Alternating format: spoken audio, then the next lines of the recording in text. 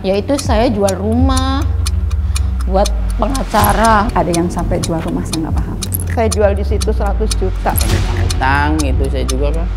Justru nggak tahu saya itu masalah uang itu kan.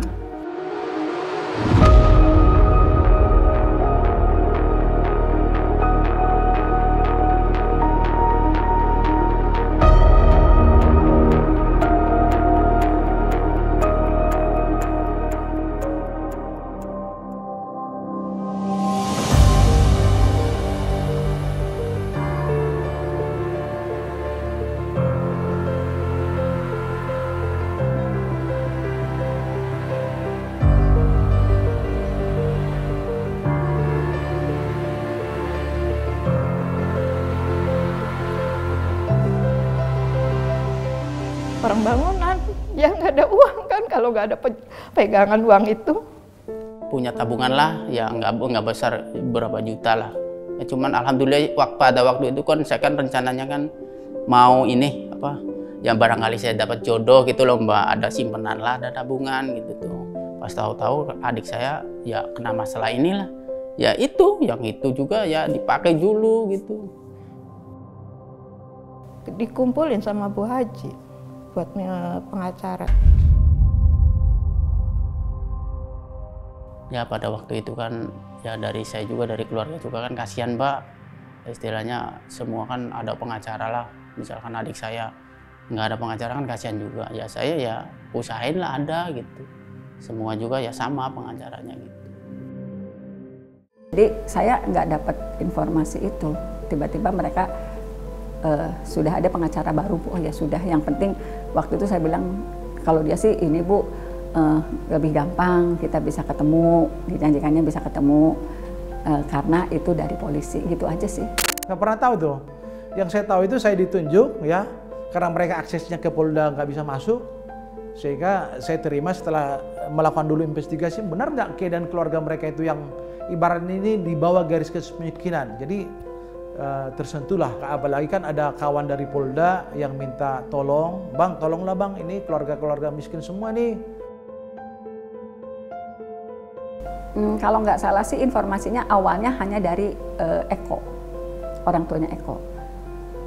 Kemudian orang tuanya Eko mengajak yang lainnya gitu. Jadi begini, saya sebenarnya kan tidak kenal para orang tua terpidana khusus yang 5 dan juga tidak memonitor ada kasus di Cirebon yang sehebat ini. Nah, suatu ketika ada dari keluarga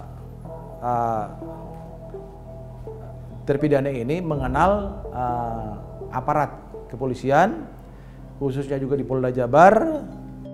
Sudah meninggal dia, almarhum AKP Deden, dan AKP Deden ini juga kenal dengan seorang anggota militer gitu kan. Udah referensikanlah ke kantornya Bang Yogi, ceritanya begitu kan. Dia kan mantan penyidik, pasti tahu dia cara-cara menangani itu. Sehingga ketemu pertama dengan orang tuanya Eko. Itu dulu. Lalu setelah bercerita, sudah pernah menunjuk pengacara Ibu Titin dan juga tim yang lainnya.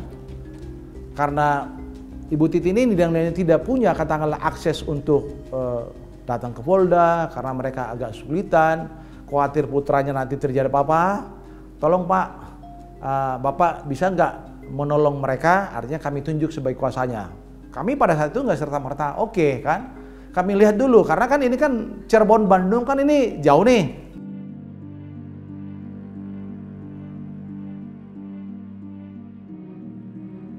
Kalau saya hanya diinformasikan yang 5 itu sudah dipegang, informasi yang saya dapat 2016.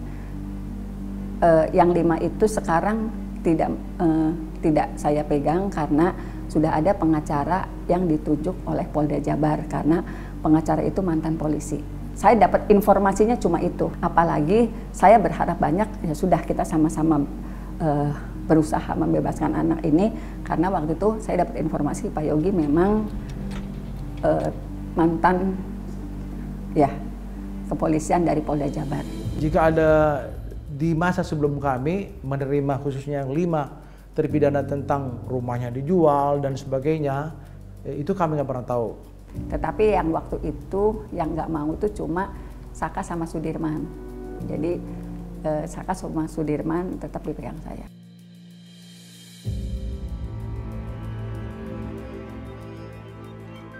Jadi waktu itu pun Bapak sudah pro bono?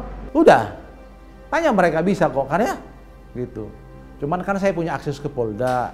Ketika saya datang ke Polda, karena di sana kan banyak yang kenal saya, sehingga mereka membuka ruang lah kepada saya untuk lebih mudah dibanding mungkin Ibu Titin yang selama ini kan mengeluh nih, saya ke Polda kan nggak diterima, padahal saya lawyer, kira-kira begitu. Jadi ketika saya sudah membuka komunikasi dengan Polda, itu kan mereka senangnya bukan main, bisa ketemu dengan katakanlah anak-anaknya yang ditahan di Polda Jabar. Ya kayaknya latar belakang Mbak, kalau Pak Jody kan memang dari kepolisian gitu, mungkin akses dia, apalagi dia memang tinggal di Bandung kan, mungkin gitu, kemudahan itu diperoleh. Sedangkan saya dengan buit sama aja, susah sekali untuk meminta hak-hak dari para terdakwa waktu itu, tersangka waktu itu untuk didampingi aja kan susah. Gitu. Polda Jabar pada saat waktu saya ketemu pertama yang nggak bisa ketemu Rivaldi, padahal dia bilang deket karena antara saya ketemu sama penyidik dia posisinya di samping, jadi dengar apa yang saya ucapkan. Sejak awal saya tidak pernah meminta bayaran ke mereka. Saya ingat betul ketika saya komunikasi dengan keluarga Sudirman, kemudian ibu saya harus bayar berapa? Jangan mikir bayar, tapi mungkin saya harus mondar-mandir ke Polda kemana. Sebelum di Polda Jabar udah dijual buat tontang-pantingnya sih.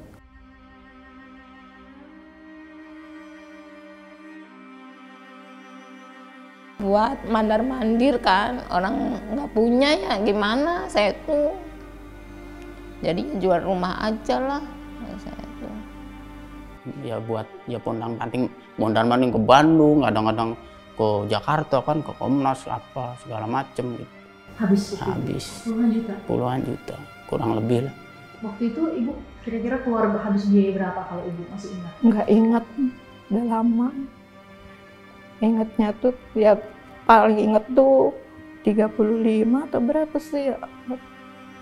35 juta? Iya, kayak gitu. Itu buat apaan sih itu Bu? Nggak tahu. Ya kita kalau ke Bandung, ke tempatnya Pak Yogi dulu, terus ke sana.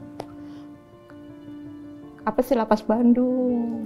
Nah, nanti ke sana sama Pak Yogi, sama teman-temannya. Kita rombongan. Bolak-balik Bandung. Iya, bolak-balik. Anak-anak tuh nggak bersalah, pasti bebas. Gitu katanya. Enggak, kita kan paling tabu mengatakan seperti itu. Saya kan khususnya sebagai lawyer ya, nggak pernah menjanjikan suatu kemenangan kepada klien saya. Kita mau dibayar berapapun. Saya dari keluarga Sudirman saya terima 4 juta, itu pun dicicil. Karena kan harus fotokopi dan sebagainya. Kemudian juga saya terima dari Saka Tatal sama 4 juta juga. Nah, Saka Tatal apalagi lebih panjang kan. Karena saya tahu banget kalau Saka Tatal kan ibunya cuma buruh cuci. Nggak mungkin banget. Saya tahu juga ibunya Sudirman tuh cuma tukang urut yang belum tentu dia dapat penghasilan kalau nggak dia diurut. Mungkin penyesalan itu akhirnya datang setelah ada beberapa harta yang lepas.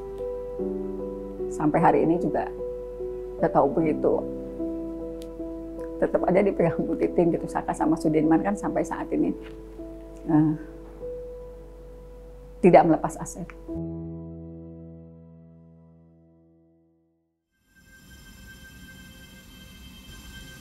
Nama saya Bu Aminah dari kakaknya Supriyanto. Pada waktu itu kakak saya ada yang nawarin, mau nggak ketemu adiknya aja. Terus kakak saya tuh mau aja. Ya udah disediain uang aja sih 1 juta. Terus setelah itu tetap nggak ketemu, kita pulang lagi. Pulang lagi kita ketemu Pak Samsudin. Pak Samsudin itu mau membantu. Terus ya udah ibu aja. Kalau itu, ya ini nggak ngomongin orang yang udah meninggal ya Mbak. Ini kan jalurnya. Ibu saya minta itu aja buat biar anaknya nggak disiksa aja. Iya. Terus saya sama Pak Kasona yang ngasih, sama ngumpulin KTP. Karena kan pada waktu itu yang mau megang itu Pak Samsudi, almarhum. Jadi besok sore aja. Tapi bawa uangnya 1,5 juta ya. Jadi sudah siapin uang 1,5 juta. Pada waktu itu kita ke rumahnya Pak polisi yang di Simaja. Siapa itu? Kalau nggak salah namanya Pak Budi. Pak Budi. Kita ke situ ke rumah Pak Budi. Terus diantar. Pak, ini Pak Kosi mau ketemu anaknya yang namanya Eko. Aduh, udah dibawa ke Bandung. Lah, tadi malam tuh masih ketemu Pak Supri tuh. Ya dibawanya jam 1 Bu. Dibawa ke Bandung jam 1.